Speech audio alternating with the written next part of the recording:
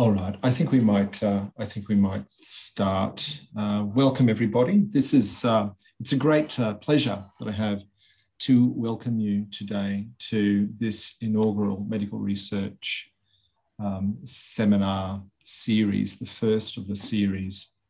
I'd like to begin by acknowledging the traditional owners and custodians of the lands on which we meet for their custodianship of those lands, and also to pay respects to their ancestors and descendants who continue cultural and spiritual connections to this country.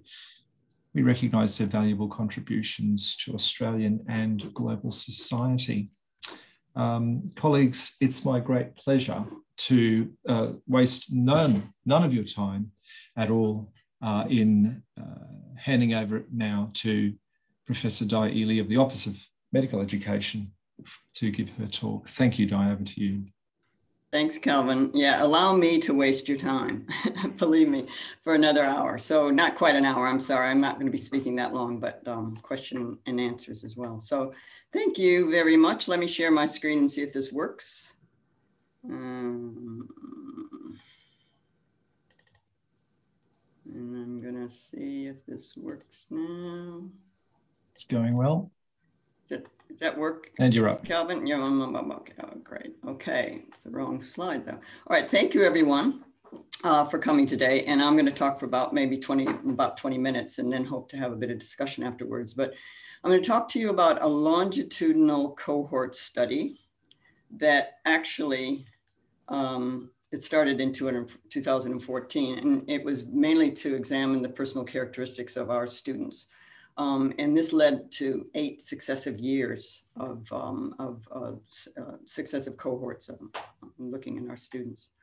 The overarching motivation was to explore the relationships between personality and various psychological constructs as proxy measures of well-being.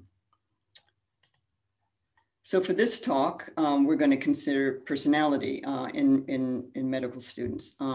First, going to talk about some research that describes our students. So this is in terms of temperament and character and their associations with well-being. And full disclosure, I'm going to be using words that regretfully have lost some credibility through overuse lately. And this is unfortunate because these are descriptors of real human conditions and behaviors. And I'm talking about things like resilience and stress and depression. But nevertheless, I'd like to finish then with some thoughts for nurturing our students in what we call the 3 R's: responsibility, resilience, and resolve. So we consider personality as a measure on its own, and especially traits on their own. They really should not be considered as a criteria for well-being or for constructs of distress or selection. It's true that some core personality traits are associated with behaviors, things like coping, empathy, resilience, and ambiguity, but only in combination with other traits. Because behaviors, they represent the combination of traits or your profile, and always remember the context or the situation in which anything is happening. So I've been fortunate to work for many years with Dr. Robert Cloninger from the Washington University in St. Louis, who developed a psychobiological theory of personality. And this distinguishes between the 2 main dimensions of personality, which is temperament and character. And it's operationalized through the temperament and character inventory, which measures 7 traits. So the first dimension is temperament, and this is really our emotional core of personality. It's quite heritable and it's stable throughout your life. And there are 4 temperament traits: novelty seeking, harm avoidance, reward dependence, and persistence. The second dimension is character. And this is the cognitive domain of personality. So this is about self-concepts and goals. It's also mildly heritable, but it's mainly influenced by sociocultural learning, and it develops across the lifespan. And there are 3 character traits: self-directedness, cooperativeness, and self-transcendence. So I'm going to, because of time, I'm not going to go through all the 7 traits. I'm going to focus on 2 temperament traits and 2 character traits because they're relevant to this talk. So as briefly as possible, I'm going to explain each of these traits so that it'll help make sense of the profiles that I talk about a bit later. So the first trait I'm going to talk about is harm avoidance. This is a temperament trait. And harm avoidance is about anxiety proneness. It's worry and anticipation. And people who are high in harm avoidance, they tend to be very anxious. They don't like uncertainty, tend to be a bit pessimistic. I mean, the advantage is that they're very cautious and they're very good at attention to detail, but the disadvantage is it's hard for them to make decisions. If you're low, however, in harm avoidance, that's good, but you can be a bit too low in harm avoidance. But basically, they're outgoing, they're accepting of responsibility and accepting of uncertainty, quite confident, and they're tolerant of frustrations. The disadvantages, of course, are like this guy here, could lead to risky behavior. The second trait is a temperament trait also, it's persistence. And persistence is maintenance of behavior despite frustration. So people who are high in persistence, they perceive, I love this, they perceive frustration and fatigue as a personal challenge. So they're very purposeful, diligent, and industrious. The negative side of persistence is it could lead to a negative type, or a disadvantage is it could lead to a negative form of perfectionism. And I'll talk about that in a moment. And then low persistence, you know, they're underachievers, they give up easily. And we know, I suppose, a few of those. Then the next two traits are character traits. So the first one is self-directedness. Now, self-directedness has the strongest impact as a foundation for well-being and happiness, and this is throughout the literature. It's the extent to which an individual is conscientious. So you're self-accepted, you're very resourceful and responsible. You take responsibility for what you do. Very strong links to positive health in roles of recovery in both physical and mental health challenges. If you're low in self-directedness, you tend to be blaming. You don't take responsibility. It's always someone else's fault. And you're low in task orientation. And this little girl couldn't even get through breakfast. And then cooperativeness is the second character trait. And we all know people who are cooperative. They're compassionate, supportive, and good team players. And they tend to be empathic. Low cooperativeness, critical and unhelpful, tend to be a bit opportunistic and basically not a team player. So now I'm going to move on to some data. Now, over the years, we've run studies using the TCI, the Temperament and Character Inventory, in association with various psychological constructs such as resilience and perfectionism. And we've done this through various student and clinical populations, as you can see here. The data I'm showing you today is from first year UQ medical students. We administered the TCI and used a latent profile analysis to identify clusters of individuals with distinct combinations of the 7 traits. So as I mentioned, I'm going to focus just on the 4 traits that I just explained, and because they have the strongest indicators of a mature personality and association with well-being that's consistent in the literature. So I'll talk you through this slide. This represents 430 year 1 students. On the x-axis here are the 7 traits. And as I said, I'm going to talk about harm avoidance and persistence, self-directedness, and cooperativeness. The 3 lines represent 3 distinct student profiles that we got from the LPA. And if we look first at the green and the red, so if these two groups of students are quite similar in their levels of both of the traits. Mainly, they're very low in harm avoidance, and they're very high in persistence, self-directedness, and cooperativeness. And to add, these 2 profiles represent the majority of our students. So this 83% of this cohort are in these green and red profiles.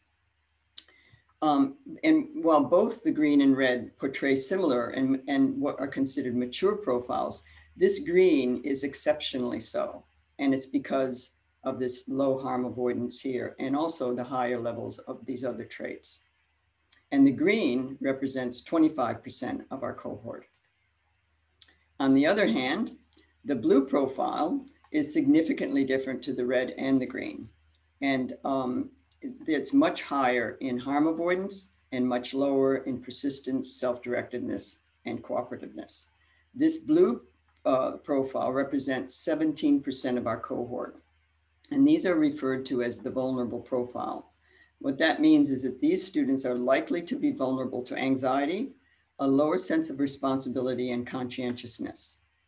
Now, overall, all three lines, this whole cohort, they portray what you might expect from most cohorts of medical students. There's a small proportion, blue, that struggle and are identified as more prone to stress.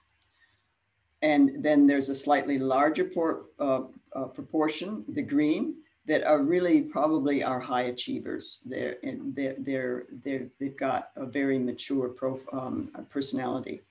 And then you've got the red, which are absolutely fine. And they will also, they probably have no problems getting through the degree.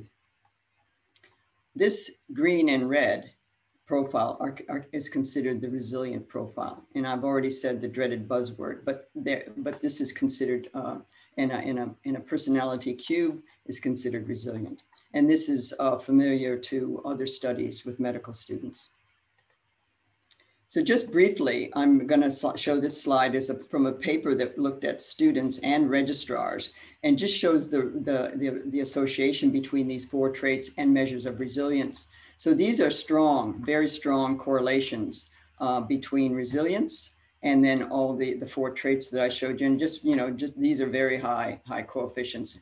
Negative with harm avoidance and very highly positive with the other traits. But above all, don't forget that it's the context that also determines your behavior, the life events, environment, and the situation. So what? So my first so what slide. So the majority of our first year medical students have personalities that reflect a mature and sensitive temperament and a character that is conscientious and cooperative. However, we all know there's always a minority of our students who are more vulnerable to distress, anxiety, and generally struggle. And we can recognize these by that blue profile that I showed you. And so these are high levels of harm avoidance, which, as I said, is they're anxious and they're indecisive, tend to be pessimistic. And the other thing is that they're the low in self-directedness. They tend to be blaming. It's someone else's problem. Now, just to note that self-directedness has the strongest impact on well-being. And this is consistent with self-efficacy and self-determination theories in the literature. Now, low persistence means students generally, they're not persistent. But combined with low self-directedness, it lends to a tendency to feel entitled. So I want to point out that the importance of this combination of low self-directedness and low persistence. Individually, both traits are not exceptionally low. They are lower in compared to the rest of the cohort, yes, but their influence in our students' well-being is a combined effect, because we can't forget that these students have already proven a high degree of persistence and self-directedness in getting to med school. It's the combination along with high harm avoidance that contributes to their vulnerability. So I'd like to make two main points about this data and touch on our student behavior and well-being. The first point is the 3 R's. Unfortunately, our system of education has become a consumer model.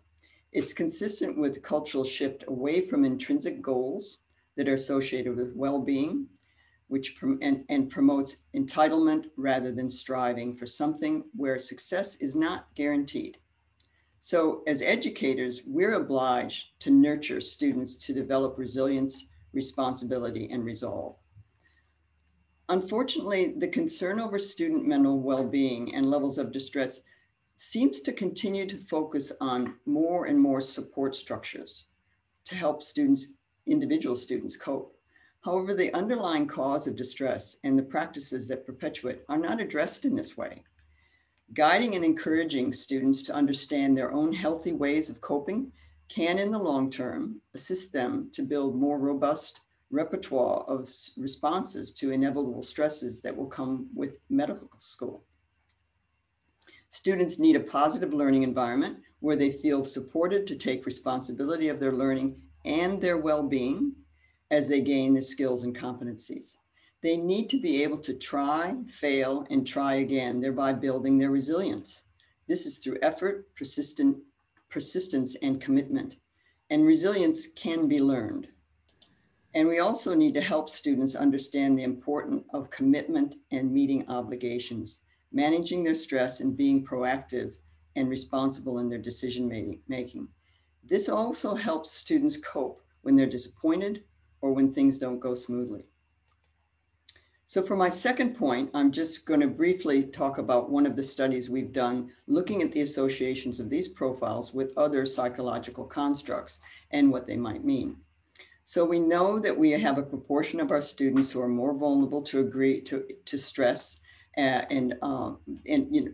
throughout their medical degree. The fact is that students are increasingly seeking support for mental health issues. So I've chosen to look at perfectionism. Now, perfectionism is multifaceted with positive and negative facets and on a continuum. But of relevance to this study, we measured the Frost multidimensional subscale of concern over mistakes, because that's central to the concept of a maladaptive form of perfectionism and tends toward distress. You know, ironically, students often self-identify as perfectionists, but they really don't recognize the negative feelings that it may create. So if we looked at perfectionism alongside their temperament and character profiles. We saw that first-year students start medicine with high levels of perfectionism. And this probably isn't too surprising because their life so far has been focused on being the best. And this is though also driven in large part by the societal trends that emphasize competitive individualism and a relentless comparison to others as a measure of their self-worth and increased self-criticism. And this can also lead to anxiety, stress, and depression. It's often described as a hidden epidemic among young people. And it has to be said that medical school in some part provides the environment to attract students with maladaptive perfectionist dispositions and equally reinforce them. We saw that students in the blue profile that I just showed you had the highest levels of perfectionism and higher levels of stress and anxiety. And this didn't surprise us because we know that there's a huge literature around certain personalities and their associations with well-being and psychological distress. So we went one further to see if perfectionism could mediate the influence of personality on levels of psychological distress as measured by the DAS-21. This is a survey that measures depression, anxiety, and stress. So the next slide shows the results of this mediation analysis. So we used the blue vulnerable profile, which is, as I said, higher in perfectionism and distress. And we found that despite this, perfectionism was a significant mediator of the relationship between personality and levels of distress. So the figure shows these are correlation coefficients, and you can see that the influence of the blue profile is strong on perfectionism, but the correlations are quite mild on anxiety, depression, and stress measures. However, perfectionism as a mediator, and these coefficients nearly double. So in other words, perfectionism significantly mediates the effect of the blue personality profile on levels of distress. And this is important because it's often clear what students are displaying maladaptive perfectionism. In fact, there are studies that students are screened for perfectionism and then counseled in their early parts of their medical program. Okay, so this is my last slide, and this is my second so what slide. Well, I think that we need to help students know thyself, help them discover what they're like, their personality. We need to recognize, we need to help them recognize their resilient strengths and weaknesses because they have them. and encourage more self-reflection, which can help them make sense of their reactions and even their behaviors resulting from certain stressful situations they might encounter. Help them develop an awareness of what they're like and accept who they are. We can help them cultivate a personality to be adaptive, and an adaptive personality can cope with difficulties. I think early and open discussions about the ramifications of perfectionism to their well-being and ultimately patient care. This should be done at orientation because they're already starting with high levels of perfectionism and entering an environment that, as I said before, is likely to reinforce them. We need to help our students become more self-aware, more self-accepting, and finally encouraging their 3 R's to know thyself, being responsible for their well-being, building their resilience, and staying true to their purpose in medical school, which is to be the best doctor that they can be.